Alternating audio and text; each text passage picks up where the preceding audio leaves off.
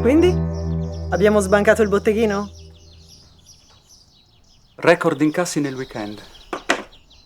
Il pubblico non è stupido. Sa riconoscere la qualità quando la vede sullo schermo. Davvero? Cos'è che dicevi? Sardegna? Costa Smeralda, Portocervo, spiagge bianchissime. Acqua passata, no? 16 settimane di riprese. Abbastanza prematurare. Forse.